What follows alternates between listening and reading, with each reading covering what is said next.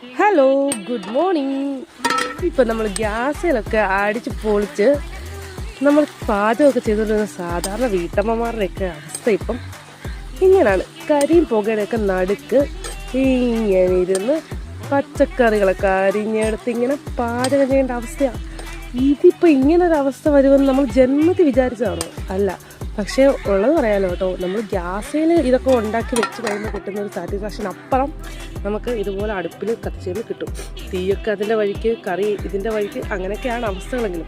പിന്നെ ഇതുകൊണ്ട് ഞാൻ കുറേ അടുപ്പ് ട്രൈ ചെയ്തു.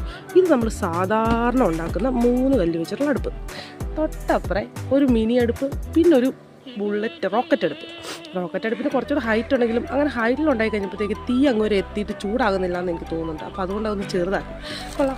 നന്നായിട്ട് കത്തുന്നുണ്ട്. കഞ്ഞിയൊക്കെ ആർത്തുല്ലസിച്ച് വേകുന്നുണ്ട്. 2 ദിവസത്തേക്കുള്ള കഞ്ഞി ഒരു ദിവസം ഇടും. പിന്നെ നമ്മൾ അറിയാതെ പോയി പാത്രത്തെ പിടിച്ച് കഴിഞ്ഞാൽ ഇതുപോലെ കൈ കൊള്ളും. അതാണിപ്പോൾ അവസ്ഥ. പിന്നെ പറമ്പിലൊക്കെ വേസ്റ്റായിട്ട് കിടക്കുന്ന വിറകുകളൊക്കെ ഇപ്പോൾ ഉപകാരപ്പെടുന്നുണ്ട്. അതിനു വേണ്ടി നമ്മൾ തപ്പി അന്വേഷിച്ച് പോകുന്നുണ്ട്. സാരമില്ല, എല്ലാം ശരിയാകുമായിരിക്കും അല്ലേ.